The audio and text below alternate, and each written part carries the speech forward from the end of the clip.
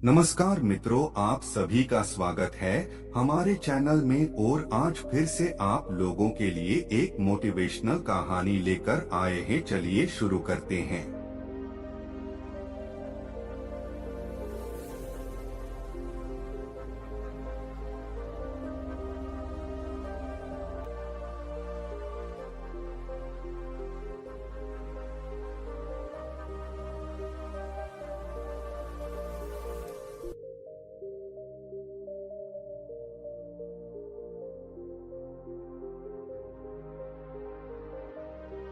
हमारे मन में गंदे विचार क्यों आते हैं? हम नहीं चाहते पर फिर भी हमारे मन में गंदे विचार आते रहते हैं। लेकिन क्यों मन ही हमारा सबसे बड़ा दोस्त है और मन ही हमारा सबसे बड़ा शत्रु है? जब हम अपने मन के हिसाब से चलते हैं तो मन हमें भटका देता है, और जब हम मन को संतुलित कर लेते हैं तो हम अपनी जिंदगी में सब कुछ का लेते हैं। हम हमारे मन में आने वाले गंदे विचारों को रोकने की कोशिश करते हैं, पर जितना हम रोकते हैं उतने यह विचार हमारे अंदर प्रवेश करते जाते हैं। आप जिस चीज से जितना दूर भागोगे उतना ही वह चीज आपको अपने पास लेगी। इसीलिए उसे चीज से भागो मत, उसे पर संतुलन कायम करो। एक बार एक युवक गौतम बुद्ध के पास आया और गौतम बुद्ध से बोला कि हे बुद्ध, मेरे मन में इतने गंदे विचार क्यों आते हैं? मैं नहीं चाहता कि मेरे मन में गंदे विचार आए, पर मेरे मन में हमेशा काम वासना के विचार चलते रहते हैं और मैं इनके के बारे में सोच सोच कर बहुत परेशान हूँ। मेरी ऊर्जा और समय यह सब सोचने में ही नष्ट हो जाता है, और इन सब के विचारों की वजह से मैं कभी भी शांत नहीं रह पाता और मैं हमेशा ही स्त्रियों को देखकर मोहित हो जाता हूँ। अपने आप को रोक ही नहीं पता। बुद्ध मुस्कुराए और उन्होंने उसे युवक से पूछा, क्या तुम्हें पता है यह काम वासना होती क्या है? फिर लड़के ने उत्तर दिया और कहा, बुद्ध, में यह तो नहीं जानता कि काम वासना होती क्या है, पर हाँ, ये जो भी है बहुत बुरी चीज है। फिर बुद्ध ने उसे युवक से कहा कि सबसे पहले तो तुम यह समझना है कि प्राकृतिक रूप से जो भी चीज हमारे अंदर है वह बुरी नहीं है। हमारे जीवन में उसकी कुछ ना कुछ जरूरत है। वासना कोई बुरी बात नहीं है, यह तो हमारे मन की एक भावना है जो हमें किसी न किसी चीज की कमी का एहसास करवाती है, और फिर हम उसे चीज को पाने के लिए उसे चीज की तरफ आकर्षित हो जाते हैं। जैसे अगर तुम्हारे पास धन की कमी है तो तुम में धन पाने की वासना उत्पन्न हो जाएगी। तो वासना कुछ और नहीं, बस एक प्रकार की कमी है जो कि एक प्रकार की जरूरत का एहसास है, और जब ये जरूरत शारीरिक हो तो हम इसे काम वासना का देते हैं। युवक ने गौतम बुद्ध को कहा कि बुद्ध, मुझे काम वासना का मतलब तो समझ में आ गया, पर आप मुझे यह बताइए कि यह आती कहाँ से है, कैसे आती है? यह गौतम बुद्ध ने कहा कि काम वासना कहीं से आती नहीं है, यह तो हमारे अंदर ही होती है, और इसका होना तो जरूरी भी है, तभी तो मानव जाति का विस्तार होगा। युवक ने कहा, जब यह हमारे अंदर ही है और जरूरी भी है तो फिर लोग इसे गलत क्यों बोलते हैं? बुद्ध ने कहा कि यही तो समस्या है, लोगों ने काम वासना को गलत तरीके से सोच लिया है, इसे छिपाने की दबाने की कोशिश करते हैं। काम वासना गलत नहीं है, बल्कि काम वासना का गलत तरीके से प्रयोग करना गलत बात है। लोग जिससे प्रेम करते हैं बस उसी के लिए जीने लग जाते हैं, उसे पाना ही अपना लक्ष्य यह बना लेते हैं और उसी के बारे में हमेशा सोचते रहते हैं, पर यह सब गलत है। बुद्ध ने योग से कहा, क्या तुम्हें पता है जानवरों में भी कम वासना होती है? युवक ने उत्तर दिया, हाँ बुद्ध, जानवरों में भी काम वासना होती है, क्योंकि जानवर भी तो आखिर अपनी पीढ़ी को आगे बढ़ाएंगे। बुद्ध ने कहा, तो फिर हम जानवरों की काम वासना को गलत क्यों नहीं कहते? युवक ने कहा, मुझे नहीं पता महात्मा, आप ही मुझे बताइए। गौतम बुद्ध ने कहा कि जानवर अपनी काम वासना का प्रयोग आनंद प्राप्ति के लिए नहीं करते, वह तो सिर्फ संतान उत्पन्न करने के लिए काम वासना का उपयोग करते हैं। जानवरों को प्रकृति ने इतनी समझ नहीं दी कि वह काम वासना को अपने सुख का आधार बना सके, जबकि मनुष्य अपनी समझ के बलबूते पर प्रकृति में पाई जाने वाली प्रत्येक वस्तु को अपने सुख के लिए अपने प्रयोग करता है। हम इंसानों ने ही काम वासना को अपने सुख का साधन बना लिया है, जबकि प्रकृति ने तो हमें अपने वंश को आगे बढ़ाने के लिए दिया था, लेकिन इंसानों ने इसे अपने जीवन का परम लक्ष्य बना रखा है और इस तरह से काम वासना का बेलगाम हो जाना गलत है।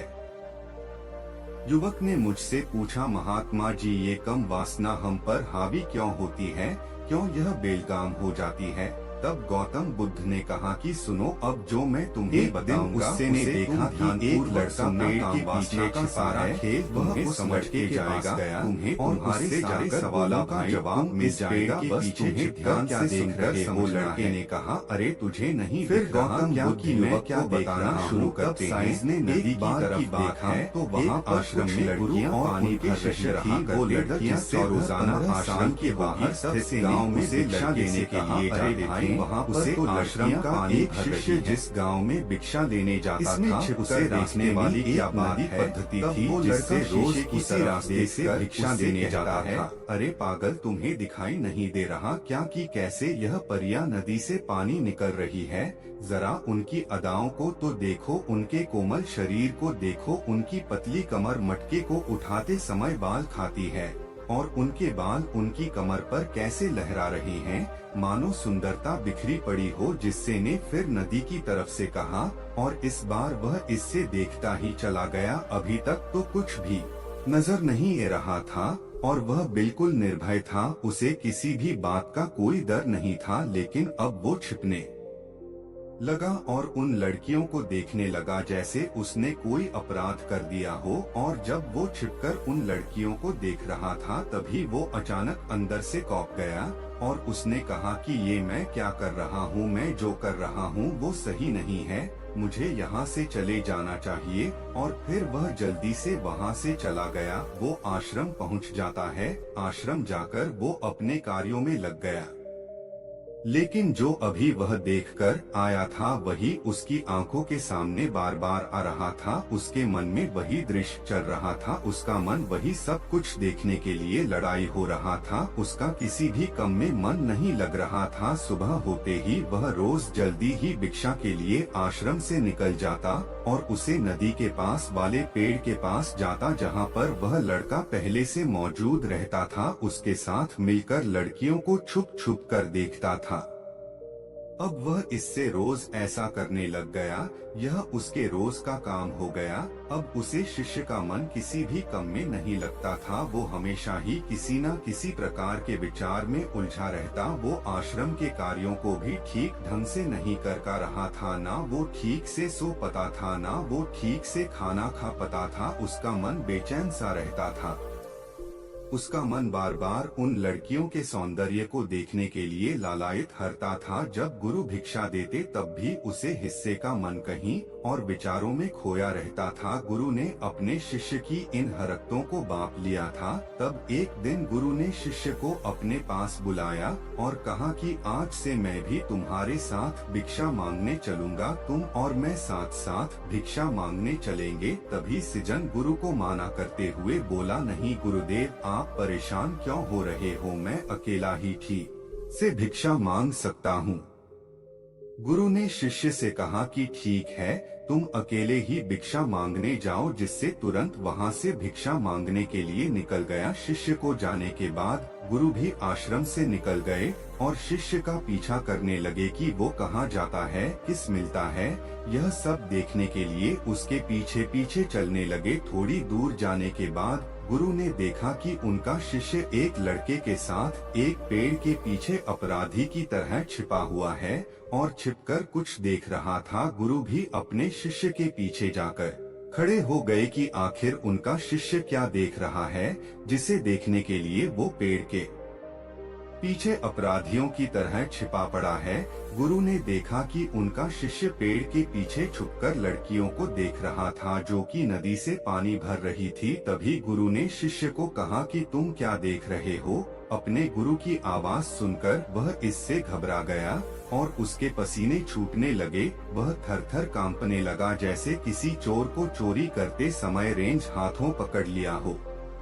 उसकी हालत खराब हो गई, वो कुछ भी नहीं बोल पा रहा था। दूसरा जो शिष्य के साथ था वहाँ से भाग गया जिससे घबराया हुआ था। उसके मुंह से कुछ टूटे फूटे शब्द ही बाहर निकल रहे थे।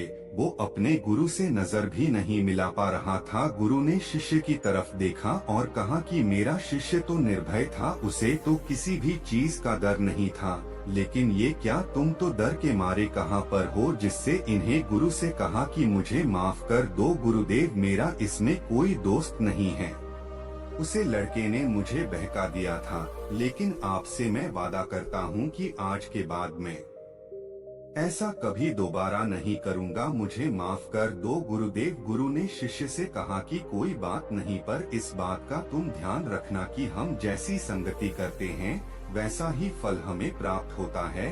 हम जैसी संगति करते हैं उसके विचार हमारे अंदर प्रवेश करते हैं, इसीलिए अच्छी संगति करो जिससे तुम्हारे अंदर अच्छे विचारों का प्रवेश हो। फिर गुरु और शिष्य आश्रम लौट आए और फिर आश्रम के कार्यों पर ध्यान देने लगा। उसने उसे रास्ते को छोड़ दिया और दूसरे रास्ते से जाने लगा। वो अपने काम को ध्यान से करता, लेकिन धीरे धीरे उसके अंदर क्रोध उत्पन्न हो गया और फिर वो दूसरे हसन पर क्रोध करने लगा और बेचैन देने लग गया। अब वो सही समय पर भोजन भी नहीं करता था, वो भोजन भी बहुत कम खाता था। एक रात गुरु शिष्य के पास आए और उसे बोले कि अब तक तुमने कितनी बार अपना वादा तोड़ दिया। यह सुनकर शिष्य अपने गुरु के चरणों में गिर गया और रोने लगा। रोते रोते ही उसने गुरु से कहा कि गुरुदेव, मैं कई बार अपना वादा टूट चुका हूँ, फिर वादा कर लेता हूँ, लेकिन हर बार मैं वादा तोड़ देता हूँ। मेरा मन मेरे नियंत्रण में है ही नहीं। मैं बहुत कोशिश करता हूँ कि मैं अपने मन से सारे बुरे विचारों को निकल दूं, लेकिन मैं चाहकर भी ऐसा नहीं कर पा रहा हूँ। फिर गुरु ने शिष्य को कहा कि चलो मेरे साथ। गुरु शिष्य को आश्रम के बगीचे में लेकर गए और किसी से कहा कि देखो यहाँ पर कुछ या बनी हुई है जिससे नदी का पानी इन पौधों तक आ रहा है और यह पानी एक निरंतर भाव से आ रहा है, क्या तुम इस पानी के बहाव को रोक सकते हो। शिष्य ने कहा कि हाँ गुरुदेव, मैं इस बाहों को रोक सकता हूँ। फिर शिष्य ने मिट्टी उठाकर उसे नाली में ढल दी। वो पानी थोड़ी देर के लिए रुक गया और फिर थोड़ी देर बाद उसे रेत के ऊपर से पानी आ गया। गुरु ने शिष्य से कहा, अरे ये क्या, ये तो पानी रुका ही नहीं। फिर से कुछ कंकड़ पत्थर उठाकर उसे नाली में डाल दिए और फिर थोड़ी देर के लिए पानी रुक गया, लेकिन फिर थोड़ी देर बाद ही उन कंकड़ पत्थर के ऊपर से पानी निकल आया। फिर गुरु ने कहा कि इससे यह क्या हुआ, पानी तो फिर से आ गया। तुम तो बोल रहे थे कि तुम इसे रोक दोगे, क्या हम किसी काम को रोकना चाहे तो क्या हम उसे रोक नहीं सकते। तब शिष्य ने कहा, कोई बात नहीं गुरुदेव, मैं इस पानी को तो आपको रोक के दिखाऊंगा। फिर वह फिर से एक बड़ा सा पत्थर लेकर आया और उसे नाली पर डाल दिया और पानी रुक गया। तब गुरु से कहा कि देखा गुरुदेव, मैंने कहा था ना कि पानी को मैं रोक दूंगा। मैंने पानी को रोक दिखाया, आपकी बात मैंने पूरी कर दी। गुरु मुस्कुराए और बोले, अच्छा जरा ध्यान से देखो, पानी रुक गया क्या, वो तो पीछे की नाली तोड़कर बाहर आ गया और अगल-बगल से बह रहा है। और ध्यान से देखो, इस पत्थर की आगे भी आ गया और ये पानी अपना रास्ता बदलकर फिर से आगे की तरफ बह जाएगा। और फिर थोड़ी देर बाद ऐसा ही हुआ। फिर गुरु ने शिष्य को समझाया कि तुम्हारे साथ भी तो ऐसा ही चल रहा है। तुम बार बार प्रयास कर रहे हो, बड़े से बड़ा प्रयास कर रहे हो, पर हर बार तुम्हारा प्रयास टूट रहा है और यह हमेशा टूटता ही रहेगा। तुम कितना भी बड़ा पत्थर रख लो, लेकिन पानी तो अपना रास्ता बना ही लेगा। यह सब देखकर गुरु से कहा कि हे गुरुदेव, क्या कोई तरीका नहीं है जिससे मैं गंदे विचारों से बाहर निकल सकूं और यह मेरे मन में आई नहीं। गुरु शिष्य को एक नदी के पास ले गए जहां से उसे बगीचे में पानी नहीं आ रहा था। गुरु ने शिष्य से कहा, वो पानी इसी नदी से जा रहा है, अगर हम यहीं से उसे रास्ते को बंद कर दें जहां से पानी बगीचे में जा रहा है, तब क्या हम पानी को रोक नहीं सकते? शिष्य ने कहा कि हाँ गुरुदेव, अवश्य ऐसा हो सकता है।